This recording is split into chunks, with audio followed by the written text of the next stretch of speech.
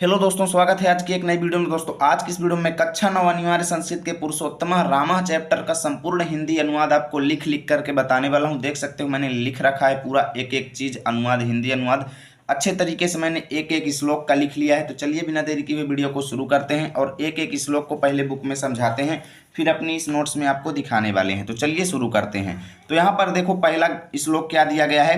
इक्ष्वाकुवंश प्रभवो रामो नाम जनैः श्रुतः नियतात्मा महावीर्यो द्युतिमान धृतिमान वशी। ठीक है ना, एक एक शब्द को समझना। इक्ष्वाकुवंश प्रभवो, इक्ष्वाकुवंश, इक्ष्वाकुवंश में प्रभवो माने उत्पन्न हुए या जन्मे, यानी इक्ष्वाकु वंश में उत्पन्न हुए। इक्ष्वाकु एक वंश का नाम है, जिस वंश में भगवान राम का जन्म हुआ था उसको इक्ष्वाकु वंश के नाम से जाना जाता है। तो वही चीज कहते हैं यहाँ पर कि इक्ष्वाकु वंश में उत्पन्न राम का नाम जनैः माने लोगों के द्वारा श्रुता माने सुना गया है। यानी कि इक्ष्वाकु वंश में उत्पन्न राम का नाम लोगों के द्वारा सुना गया है। वो नियतात्मा, नियतात्मा मतलब आत्मा को वश में रखने वाले। वो कैसे हैं? नियत आत्मा है, यानी आत्मा को वश में रखने वाले हैं। महावीर्यो यानी महावीर हैं या महाबलशाली हैं। द्युतिमान माने कांतिमान है। धृतिमान माने धैर्यवान होते, धैर्यवान है। ठीक है ना। वशी माने होता है इंद्रियों को वश में रखने वाला, यानी जितेंद्रिय है। तो इसका पूरा हिंदी अनुवाद क्या हुआ कि इक्ष्वाकु वंश में उत्पन्न हुए, राम का नाम लोगों के द्वारा सुना गया है। वे नियत आत्मा यानी कि आत्मा को वश में रखने वाले, महाबलशाली, कांतिमान, धैर्यवान एवं इंद्रियों को वश में करने वाले यानी जितेंद्रिय हैं। तो इसका हिंदी अनुवाद कैसे लिखेंगे, चलिए वो चीज हम आपको बताते हैं। तो आप लोगों को सबसे पहले एक तरफ लिखना है इक्ष्वाकु वंश प्रभव, दूसरी तरफ धृतिमान वशी। संदर्भ आपसे एग्जाम में पूछा जाएगा तो लिखना है प्रस्तुत श्लोक हमारी पाठ्य पुस्तक हिंदी के अंतर्गत संस्कृत खंड के पुरुषोत्तम रामा नामक पाठ से लिया गया है। अब हिंदी अनुवाद देखो। लोगों द्वारा राम नाम से सुने हुए इक्ष्वाकु वंश में उत्पन्न आत्मा को वश में रखने वाले, अब कोष्ठक में लिख देंगे कौन? राम। ठीक है ना। महाबलशाली, कांतिमान, धैर्यवान एवं जितेंद्रिय हैं। हिंदी अनुवाद है, व्याख्या नहीं है, इसलिए व्याख्या में आपको अलग से ऐड कर सकते हैं, लेकिन हिंदी अनुवाद में आप उतना ही लिखेंगे जितना इस श्लोक में कहा गया है। उसके अतिरिक्त शब्द आप ऐड नहीं कर सकते, इसलिए आपको केवल इतना ही लिखना है। अब चलिए चलते हैं अगले श्लोक पर। बुद्धिमान नीतिमान वाग्मी श्रीमात् शत्रु निवर्हणः विपुलांशो महाबाहु कम्बुगिरिवो महाहनु। बुद्धिमान माने बुद्धिमान है, ठीक है ना। नीतिमान माने नीतियों से युक्त है, ठीक है ना। नीतिमान मतलब नीतियों से युक्त है या कह लो नीतिमान, ठीक है ना। वाग्मी माने बोलने चालने में चतुर, ठीक है ना। वाग्मी माने बोलने चालने में कुशल है। श्रीमान शत्रु निवर्हणः, इसका संधि विच्छेद करेंगे तो मिलेगा श्रीमान शत्रु निवर्हणः। तो श्रीमान माने होता है शोभा वाले, ठीक है ना। श्रीमान माने क्या होता है? शोभा वाले, ठीक है ना। श्रीमान माने शोभा वाले और शत्रु माने दुश्मनों का, निवर्हणः माने निवारण करने वाले या दुश्मनों के विनाशक, ठीक है ना। तो देखिए कैसे लिखेंगे। राम भगवान जो है बुद्धिमान है, नीतिमान है, बोलने में कुशल हैं, शोभा वाले हैं, शत्रुओं का विनाश करने वाले हैं। विपुल अंशो, विपुल अंशो, इसका संधि विच्छेद करेंगे तो विपुल अंशो आएगा। इसका मतलब ये होता है विशाल कंधों वाले हैं, ठीक है ना, या कह लो ऊंचे कंधों वाले हैं। महाबाहु मतलब विशाल भुजाओं वाले हैं। कम्बु ग्रीवो, कम्बु माने होता है शंख, ग्रीवो माने गर्दन, यानी गर्दन वो शंख के समान गर्दन वाले हैं। और महाहनु, महाहनु माने बड़ी ठोड़ी वाले हैं, ठीक है ना। महाहनु माने, महा माने बड़ी कह लो या महान कह लो, हनु माने ठोड़ी, ठीक है ना, यानी बड़ी ठोड़ी वाले हैं। तो इसकी हिंदी अनुवाद कैसे लिखेंगे चलो दिखाते हैं। तो आप लोगों को एक तरफ लिखना है बुद्धिमान नीतिमान, दूसरी तरफ महाहनु। संदर्भ पूर्वत जो पिछले श्लोक में संदर्भ था सेम वही यहाँ पर लिख लेना, ठीक है ना। हिंदी अनुवाद देखो कोष्ठक में राम लिखेंगे क्योंकि श्लोक में राम का नाम कहीं पर नहीं दिया गया है, इसलिए राम लिख देंगे कोष्ठक में। राम जो है बुद्धिमान, नीतिमान, बोलने में कुशल, शोभा वाले, शत्रु विनाशक, ऊंचे कंधों वाले, विशाल भुजाओं वाले, शंख के समान गर्दन वाले, बड़ी ठोड़ी वाले हैं। ऐसे आपको एग्जाम में लिख देना है। चलिए चलते हैं अगले श्लोक पर। महोरस्को महेश्वासो गूढ़जत्रुरन रिंदमः आजानुबाहु सुशिराः सुललाटः सुविक्रमः। समझो, महो उरस्को इसका मतलब ये है महाउरस्को। महाउरस्को मतलब महान हृदय वाले या कह लो विशाल वक्ष स्थल वाले, ठीक है ना। हृदय का यहाँ पर वक्ष स्थल लिया गया तो विशाल वक्ष स्थल वाले, महेश्वासो, महेश्वासो का मतलब ये है विशाल धनुष वाले, ठीक है ना। महेश्वासो मतलब विशाल धनुष वाले। गूढ़ जत्रु, गूढ़ जत्रु, गूढ़ माने दबी हुई, जत्रु माने ग्रीवास्थि वाले। ग्रीवास्थि किसको कहा जाता है? हंसुली, यानी शरीर में फेफड़ों के ऊपर की जो हड्डियां होती हैं उनको हंसुली कहा जाता है, ठीक है ना। तो इसको कैसे लिखेंगे यहाँ पर कि दबी हुई ग्रीवास्थि वाले, ठीक है ना। और अरि, अरि रिंदमा, आप लोग इसका संधि विच्छेद करेंगे तो अरिन, अरि दमह, ठीक है ना। तो अरि माने होता है दुश्मन, दमह माने विनाश करने वाले, यानी दुश्मनों को नष्ट करने वाले। और आजानुबाहु, आजानुबाहु, आजानु माने होता है पैरों तक या घुटनों तक, ठीक है ना, यानी घुटनों तक लंबी भुजाओं वाले, बाहु मतलब भुजाओं वाले, तो इसको कैसे लिखेंगे? घुटनों तक लंबी भुजाओं वाले। सुशिराह माने सिर वाले, अच्छे सिर वाले, ठीक है ना, ऐसे लिख देंगे। सुशिराह माने अच्छे सिर वाले, सुंदर सिर वाले। सुललाटा माने सुंदर मस्तक वाले। और सुविक्रमः माने महापराक्रमी, ठीक है ना, सुविक्रमः माने महापराक्रमी। तो यहाँ से लेकर यहाँ तक का अनुवाद कैसे लिखेंगे, चलो बताते हैं। तो आप लोग एक तरफ लिख देंगे महोरस को, दूसरी तरफ सुविक्रमः। संदर्भ पूर्वक हिंदी अनुवाद, राम जो है विशाल वक्ष स्थल वाले, विशाल धनुष वाले, मांस में दबी ग्रीवास्थि हंसुली वाले, यानी उनके मांसपेशियां जो दिख रही हैं उसमें दबी ग्रीवास्थि हंसुली वाले हैं। शत्रुओं का दमन करने वाले, घुटनों तक लंबी भुजाओं वाले, सुंदर सिर वाले, सुंदर मस्तक वाले तथा महापराक्रमी हैं, ऐसे लिखना है। चलिए चलते हैं अगले श्लोक पर। समविभाक्तांग, समविभाक्तांग स्निग्ध वर्णा प्रतापवान पीन वच्छा विशालाक्षो लक्ष्मीवान शुभ लक्षण, ठीक है ना, लक्ष्मीवान शुभ लक्षण। इसका संधि विच्छेद करेंगे तो अलग अलग आपको 2-3 शब्द मिलेंगे। समः माने समान रूप से, सम विभक्तांग मतलब अलग अलग, या सम माने बराबर बराबर, विभक्तांग मतलब बटे हुए अंगों वाले, यानी उनके अलग अलग अंग जो हैं अलग अलग ही दिखाई दे रहे हैं, इस प्रकार उनका शरीर सुडौल है, ठीक है ना। समः सम विभक्तांग मतलब कैसे लिखेंगे? सम माने समान रूप से, सम विभक्तांग मतलब बराबर बराबर अंगों में उनका शरीर बटा हुआ है। और स्निग्ध वर्णा, स्निग्ध वर्णा माने चिकने वर्ण वाले या सुंदर वर्ण वाले। सुंदर वर्ण का माने होता है शरीर काला है या गोरा है, तो इसका मतलब ये हुआ कि स्निग्ध वर्णा का मतलब है कि सुंदर वर्ण वाले, ठीक है ना। और प्रतापवान माने प्रतापी हैं। पीनवच्छा माने पुष्ट वक्ष स्थल वाले, ठीक है ना, पीनवच्छा माने पुष्ट वक्ष स्थल वाले।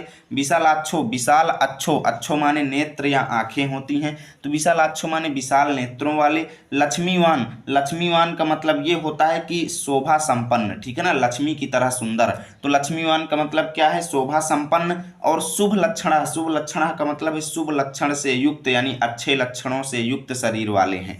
तो इसका अनुवाद कैसे हुआ कि भगवान राम जो है समान रूप से अलग अलग अंगों में उनका शरीर बटा हुआ है, और वो सुंदर वर्ण वाले हैं, प्रतापी हैं, पुष्ट वक्ष स्थल वाले हैं, विशाल नेत्रों वाले हैं, और शोभा संपन्न और अच्छे गुणों से युक्त शरीर वाले हैं, ठीक है ना। तो इसका अनुवाद ऐसे होगा। चलिए बताते हैं आपको कैसे लिखना है, वो चीज़ भी आपको दिखा देते हैं। तो आप लोगों को एक तरफ लिखना है समः सम विभक्तांग, दूसरी तरफ लक्ष्मीवान शुभ लक्षण, ठीक है ना। संदर्भ पूर्वक हिंदी अनुवाद हुए, राम जो है कोष्ठक में राम लिखेंगे, समान रूप से अलग अलग अंगों वाले, सुंदर वर्ण, प्रतापी, पुष्ट वक्ष स्थल वाले, विशाल नेत्रों वाले, शोभा संपन्न और शुभ लक्षण से युक्त शरीर वाले हैं, ऐसे लिखना है। अब अगला श्लोक देखो, अगला श्लोक आप सभी को यहाँ पर दिखाई दे रहा होगा। धर्मज्ञा सत्यसंधश्च प्रजानां च हिते रतः यशस्वी ज्ञान संपन्ना शुचिर्वस्या समाधिमान। देखो, धर्मज्ञा माने धर्म को जानने वाले, धर्मज्ञा का मतलब क्या है? धर्म के ज्ञाता, धर्म को जानने वाले। सत्य संधश्च माने सत्य के प्रति प्रतिज्ञा वाले, ठीक है ना, सत्य प्रतिज्ञा वाले। सत्य संधश्च का मतलब ये है कि सत्य के प्रति प्रतिज्ञा वाले। प्रजा नाम च हिते रता, प्रजा नाम माने प्रजा के, हिते माने हित में, रता माने लगे रहने वाले, यानी प्रजा के हित में लगे रहने वाले।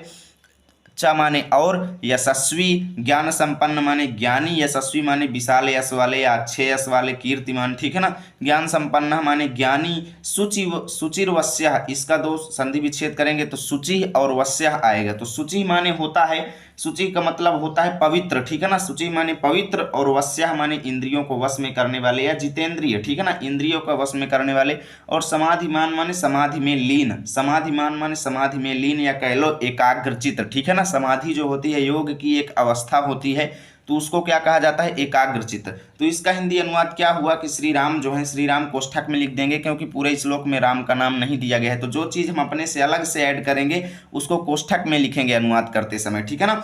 तो कैसे लिखेंगे कि राम जो हैं धर्म के ज्ञाता हैं, सत्य के प्रति प्रतिज्ञा वाले, प्रजाओं के हित में लगे रहने वाले और यशस्वी, ज्ञानी और पवित्र, इंद्रियों को वश में करने वाले और एकाग्रचित हैं। ठीक है ना, ऐसे आपको लिखना है। हिंदी अनुवाद कैसे लिखना है वो चीज़ अपने नोट्स में भी आपको दिखा देते हैं, तो आपका डाउट पूरा क्लियर हो जाएगा। तो आप लोगों को एक तरफ लिखना है धर्मज्ञ, दूसरी तरफ समाधिमान। संदर्भ पूर्वक हिंदी अनुवाद, वे राम जो हैं धर्म के ज्ञाता, सत्य प्रतिज्ञा वाले तथा प्रजा के हित में लगे रहने वाले हैं।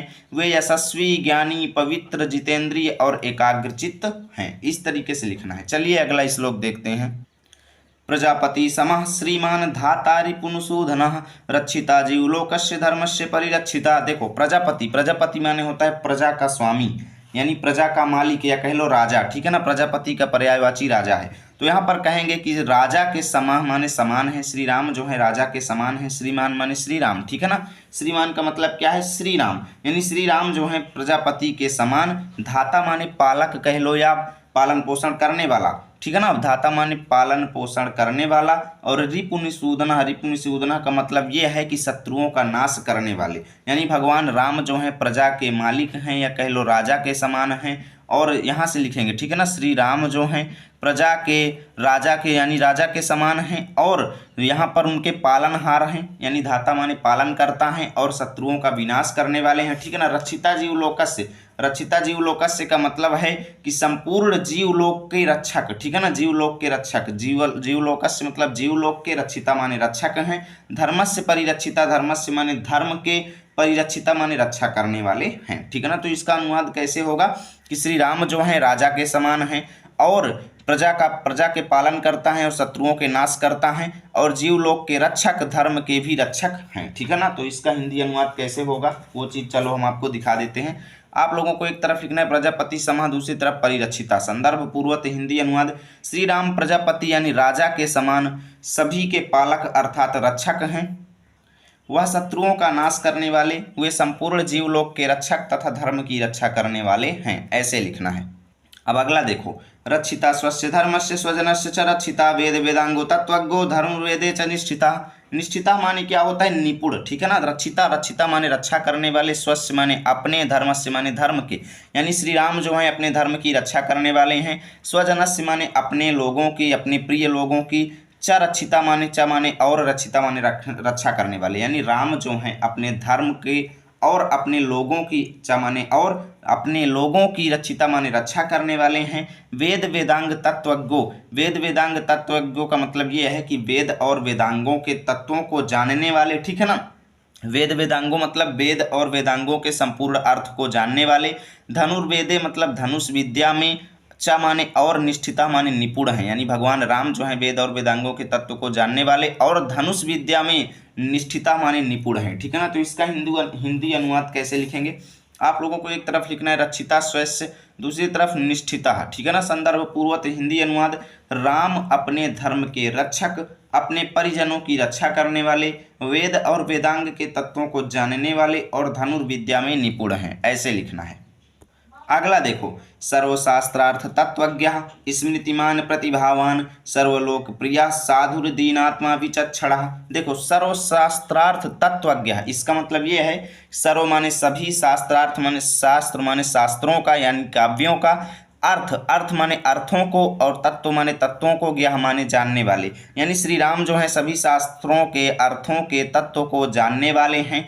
स्मृतिमान माने स्मरण शक्ति वाले हैं, यानी याद रखने की क्षमता वाले हैं। और प्रतिभावान माने प्रतिभाशाली हैं। सर्वलोकप्रिय यानी संसार में सबसे ज़्यादा पसंद किए जाने वाले हैं, यानी संपूर्ण संसार के प्रिय हैं। और साधु दीन आत्मा, इसका संधि विच्छेद करेंगे तो आपको मिलेगा साधु दीन आत्मा। साधु माने सज्जन हैं, दीन आत्मा का मतलब ये है कि स्वतंत्र विचार वाले। ठीक है ना, दीन आत्मा माने स्वतंत्र विचार वाले हैं। और विचक्षणा माने चतुर हैं। ठीक है ना, तो इसका हिंदी अनुवाद क्या हुआ कि श्री राम जो हैं सभी शास्त्रों के अर्थ के तत्वों को जानने वाले हैं, विशाल स्मरण शक्ति वाले हैं, प्रतिभाशाली हैं, सभी लोगों के लोकप्रिय हैं। ठीक है ना, सज्जन हैं और स्वतंत्र विचार वाले हैं और चतुर हैं। ठीक है ना, तो इसका हिंदी अनुवाद कैसे लिखेंगे आप लोगों को बता देते हैं, देख लीजिएगा, आप लोग अपनी नोट्स बना लेंगे। ठीक है ना, देखिए सर्वशास्त्रार्थ तत्वज्ञ, दूसरी तरफ विचक्षणा डैश डैश कर देंगे। संदर्भ पूर्वक हिंदी अनुवाद, राम जो है संपूर्ण शास्त्रों के अर्थ के तत्वों को जानने वाले अच्छी स्मरण शक्ति वाले, प्रतिभाशाली, संपूर्ण संसार के प्रिय, सज्जन, स्वतंत्र विचार वाले तथा चतुर हैं। ऐसे ही मित्रों आपको लिखना है एग्जाम में, कोई भी आपका एक भी नंबर नहीं काटेगा, ठीक है ना। चलिए देखते हैं अगला क्या है। सच नित्यम प्रशांतात्मा मृदुपूर्वम च भासते उच्चमानोऽपि परुषम नोत्तरम प्रतिपद्यते। इसको समझना, सच स माने वह, च माने और वह, नित्यम माने प्रतिदिन, प्रशांत आत्मा माने शांत आत्मा वाले हैं या शांत मन वाले हैं, ठीक है ना। और वह राम जो है नित्य शांत आत्मा वाले हैं। मृदुपूर्वम मतलब मृदुलता पूर्वक, ठीक है ना, मतलब मीठी वाणी। मृदुपूर्वम मतलब मृदुलता पूर्वक या मिठास युक्त, ठीक है ना। मृदुपूर्वम मतलब मिठास युक्त। च भासते, च माने और, भासते माने बोलने वाले हैं, यानी मीठी वाणी बोलने वाले हैं। और वह नित्य शांत मन वाले हैं। और उच्च मानो अपि का मतलब ये होता है कि उच्च मान माने स्वाभिमान, ठीक है ना। उच्च मान माने स्वाभिमान होते हुए भी, अपि माने भी, परुषम माने कठोर, नोत्तरम माने ना उत्तरम, उत्तरम माने वचन, प्रतिपद्यते मतलब प्रतिपादित करते हैं, यानी कि वो राम जो हैं नित्य प्रशांत माने शांत मन वाले हैं, मृदुलता पूर्वक यानी मीठी वाणी बोलने वाले हैं, और स्वाभिमानी होने पर भी कठोर, उत्तर ना माने नहीं, प्रतिपद्यते मतलब देते हैं, यानी कि उच्च माने यानी स्वाभिमान होते हुए भी वो कठोर वचन कभी भी नहीं बोलते हैं। आपको ऐसा इसका अर्थ हिंदी अनुवाद लिख देना है कि स्वाभिमान के रहते हुए भी, स्वाभिमान होते हुए भी वो कभी भी कठोर वचन प्रतिपादित नहीं करते हैं या नहीं बोलते हैं, ठीक है ना। तो इसका हिंदी अनुवाद क्या होगा, चलो बताते हैं। आप लोगों को एक तरफ लिखना है सच नित्यम, दूसरी तरफ प्रतिपद्यते। संदर्भ पूर्वक हिंदी अनुवाद, और वह राम जो है नित्य शांत मन वाले, मृदुभाषी और स्वाभिमानी होने पर भी कठोर वचन नहीं कहते, ठीक है ना। इतना इसका हिंदी अनुवाद होगा। चलिए चलते हैं श्लोक नंबर 10 पर। देखिए, कदाचिदुपकारेण कृते नैकेन तुष्यति ना स्मरत्य अपकाराणाम, इसका संधि विच्छेद करेंगे तो स्मरति अपकाराणाम सतम अपि आत्मशक्तिया, यानी दो दो तीन तीन शब्द निकल रहे हैं। यहाँ पर देखो तो स्मरति अपकाराणाम दो शब्द निकले, यहाँ पर सतम अपि आत्मशक्तिया यहाँ पर तीन शब्द निकले। तो देखो यहाँ पर क्या लिखेंगे कि राम जो है कदाचित माने कभी भी, उपकारेण माने कदाचित, उपकारेण मतलब उपकार के द्वारा, कृते माने करने पर, कृते एकेन इसका संधि विच्छेद करेंगे तो एकेन माने होता है एक, ठीक है ना। कृते माने करने पर, तुष्यति माने संतुष्ट हो जाते हैं, यानी अगर कोई व्यक्ति कदाचित माने कभी कोई व्यक्ति जो है अगर एक उपकार कृते माने करता है, अगर कोई व्यक्ति एक उपकार करता है तो भगवान राम उससे संतुष्ट हो जाते हैं, ठीक है ना। तुष्यति माने संतुष्ट हो जाते हैं। यदि कभी कोई व्यक्ति, देखो कैसे अर्थ निकालेंगे, कभी एक उपकार करने पर तुष्यति माने संतुष्ट हो जाते हैं भगवान राम जो हैं। ना स्मरति अपकाराणाम सतम अपि आत्मशक्तिया, परंतु आत्मशक्तिया मतलब अपनी आत्मशक्ति से, न स्मरति नहीं याद करते हैं, सतम माने 100, अपकाराणाम मतलब अपकारों को, अपि माने भी, यानी कि लोगों के द्वारा किए जाने वाले 100 अपकारों को भी वो याद नहीं करते हैं, ठीक है ना। यानी अगर आप 100 अपकार भी करेंगे तो उसको वे याद नहीं कर रखते हैं अपनी आत्मशक्ति की वजह से। वो 100 अपकारों को भी नहीं याद रखते। जबकि अगर कोई व्यक्ति एक भी उपकार करता है तो उससे भी वो प्रसन्न हो जाते हैं, उससे भी वो संतुष्ट हो जाते हैं। और अगर आप 100 अपकार भी करते हैं तो वो उसको न स्मरति नहीं याद रखते हैं, ठीक है ना। तो इसका हिंदी अनुवाद कैसे लिखेंगे, चलो वो भी बता देते हैं। तो देखो, आप लोगों को एक तरफ लिखना है कदाचिद उपकारेण, दूसरी तरफ लिखना है शक्त्या, ठीक है ना। संदर्भ पूर्वक हिंदी अनुवाद, यदि कभी कोई एक ही उपकार कर देता है तो उसी से संतुष्ट हो जाते हैं। अपनी आत्मशक्ति के कारण किसी के द्वारा किए गए 100 अपकारों को भी याद नहीं करते हैं, ठीक है ना। ऐसे आपको लिख देना है। अब देखिए यहाँ पर लास्ट श्लोक क्या है आप सभी के सामने। सर्व विद्याव्रत स्नातो यथावत सांग वेदविद अमोघ क्रोध हर्षश्च त्याग संयम कालवित। इसको समझो, सर्व विद्या व्रत स्नातो मतलब संपूर्ण विद्या के व्रत में स्नान किए हुए, यानी सभी विद्याओं में पारंगत। स्नान किए हुए मतलब सभी विद्याओं के ज्ञानी, यानी भगवान राम जो है सभी विद्याओं में स्नान किए हुए हैं, सभी विद्याओं के ज्ञानी हैं, ठीक है ना। सभी विद्याओं के ज्ञान में पारंगत हैं। यथावत माने अच्छे तरीके से कह लो, या यथावत का मतलब ये होता है कि उसी प्रकार, ठीक है ना। तो यथावत माने उसी प्रकार भी होता है। सांग वेदित, सांग वेद वित, सांग वेद वित में सांग माने संपूर्ण अंगों के, वेद माने वेद के, वित माने जानने वाले हैं, यानी वेदों के संपूर्ण अंगों को जानने वाले हैं। सभी विद्याओं के व्रतों में स्नान किए हुए, अर्थात सभी विद्याओं में पारंगत हैं। और अमोघ क्रोध हर्ष त्याग संयम कालवित, अमोघ का मतलब क्या होता है, निष्फल ना होने वाला, ठीक है ना, यानी जिसका कोई परिणाम ना निकले, ठीक है ना। अमोघ मतलब निष्फल ना होने वाला, अमोघ मतलब निष्फल ना होने वाला, ठीक है ना। क्रोध हर्ष, क्रोध और हर्ष, ठीक है ना, चा माने और, क्रोध हर्ष, ठीक है ना, यानी उनका गुस्सा और प्रसन्नता जो है अमोघ है, यानी निष्फल ना होने वाला है। यानी कि जब भी वो क्रोध और प्रसन्नता करते हैं तो उसका कोई ना कोई परिणाम जरूर मिलता है, ठीक है ना। उनकी क्रोध और प्रसन्नता जो है निष्फल ना होने वाली है। त्याग संयम कालवित, वो त्याग और संयम के काल माने समय को, वित माने जानने वाले हैं, यानी वो त्याग और संयम के समय को अच्छे तरीके से या भली प्रकार से जानने वाले हैं, अर्थात कब त्याग करना चाहिए, कब संयम साधना चाहिए, वो सब कुछ अच्छे तरीके से जानते हैं, ठीक है ना। अब इसका हिंदी अनुवाद कैसे लिखेंगे चलो बताते हैं। देखिए आप लोगों को एक तरफ लिखना है सर्व विद्या व्रत, दूसरी तरफ कालवित। संदर्भ पूर्वक हिंदी अनुवाद, श्री राम सभी विद्याओं में पारंगत हैं, उसी प्रकार वेदों के 6 अंगों के जानकार भी हैं। उनका क्रोध और हर्ष निष्फल ना होने वाला है। वे त्याग और संयम के समय को जानने वाले हैं, अर्थात किस समय त्याग करना चाहिए और किस समय वस्तुओं का संग्रह करना चाहिए, इसको भली प्रकार जानते हैं। तो यहाँ से आपका चैप्टर खत्म होता है। उम्मीद करता हूँ वीडियो अच्छी लगी होगी। प्लीज़ वीडियो को लाइक और शेयर जरूर करें ताकि रोजाना की ऐसी ऐसी वीडियो अब तक सबसे पहले पहुँचेगी। मिलेंगे आपके साथ अगले वीडियो में, तब तक के लिए जय हिंद जय भारत।